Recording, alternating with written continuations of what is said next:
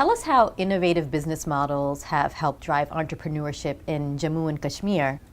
Does anybody talk about Kashmir as an entrepreneurial place? No. Nobody talks about it. It's been riddled in war with India and Pakistan for several years. Right. So that's the only thing people talk about. President Clinton went to Kashmir and said it's the world's most, most unsafe place, most dangerous place. That's the only version of Kashmir we ever hear about, right? But do you know the Jammu and Kashmir Bank, which is almost entirely run by Kashmiris, is one of the best run and most profitable banks in the country? Nobody talks about this. It has one of the lowest rates of NPAs, which is non-performing assets. So essentially, in Jammu and Kashmir, the Jammu and Kashmir Bank, the loans that the Jammu and Kashmir Bank gives out, which is largely to Kashmiris giving out loans to Kashmiris, because it's run also by Kashmiris, almost all the loans that the bank gives out, the money comes back. So it is one of the lowest rates of non-performing assets, right? And it's one of the best run banks in the country. Why is this story not better known? That bank has been on the Fortune India 500 list for the last 5 years that Fortune has been in India. Why does nobody say that one of the best banks in India is out of Jammu and Kashmir? What does it say about that place, right? We don't talk about this. We don't talk about entrepreneur after entrepreneur who's doing marvelous work in Kashmir. There's this, in my book I talk about this lady called Ghazala Amin who's doing incredible things in horticulture in Kashmir, right? And there are story after story after story.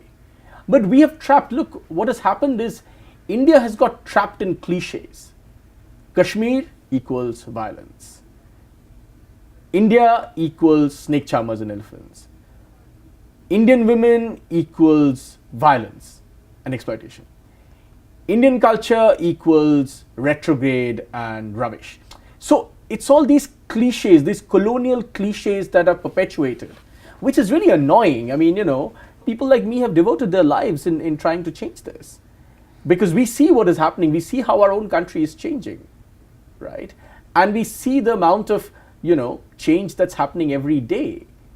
So Kashmir, do you know, for instance, the day, now that we're talking here today, one of the most revolutionary political things have ever in the history of India has happened in Kashmir, where the ruling BJP, who rules the center, and another party which once used to support separatists or militants in Kashmir called PDP, have come together to form a government in Kashmir, which was unheard of. Nobody would have told you even 6 months ago this could happen. It's mind-blowing. But when you read some of the newspapers, it makes no sense. So my urging of my work is, including with Kashmir, and especially with Kashmir, please go and see what's happening there. Something really miraculous is happening there. I'm not saying, please don't misunderstand me, I'm not saying there aren't problems. Of course there are problems. Who can deny that there are problems, right? Of course there are problems. But beyond the problems, there are many other things also that are happening, right? Kashmir has had year after year, election after election, peaceful elections with record turnouts. So tell me, if everybody, all the Kashmiris are so violent and they all hate India so much and so on and so forth, why are record numbers of people going out and voting in an Indian election? So what is happening there? There's a mismatch between the two stories we're trying to tell, right? So therein comes my effort to talk about things like the Jammu and Kashmir Bank, things like Ghazala Amin, the horticultural entrepreneur, and so on and so forth, right? To say that, look, there are different lenses that we should look at things.